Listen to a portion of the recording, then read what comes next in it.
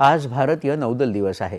नौदलाच्या दैदिप्यमान इतिहासाचं स्मरण करण्यासाठी दरवर्षी 4 डिसेंबरला नौदल दिवस साजरा केला जातो।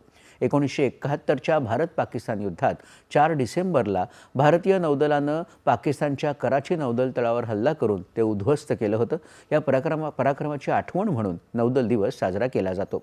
1971च्या युद्धात भारतीय नौदलानं अत्यंत महत्त्वाची भूमिका बजावली होती। यानंतरही देशरक्षणाच्या कार्यात तसंच नैसर्गिक आपत्तीच्या काळात नौदलाचं योगदान नेहमीच मोठं राहिलं आहे। देशभरात आज नौदल दिनाच्या निमित्तानं विविध कार्यक्रमांचं आयोजन करण्यात आलं आहे।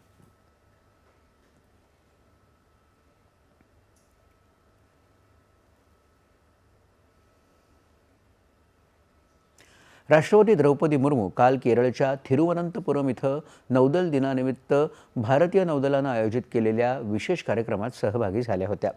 भारतीय नौदल आज हिंद प्रशांत क्षेत्रात एक मोठी संरक्षक शक्ती म्हणून समर्थपणे उभं आहे, असं राष्ट्रपती म्हणाल्या।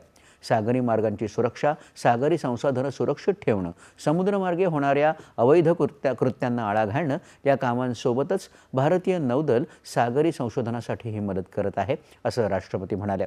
नव्या तंत्रज्ञानाचा अंगीकार आणि अधिक आधुनिकीकरण करून नौदलाची सज्जता वाढली आहे, असंही राष्ट्रपती म्हणाल्या।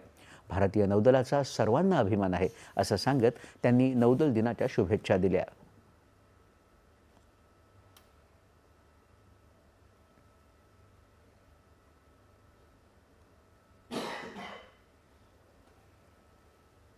यानंतरच्या बातम्या काही क्षणातच।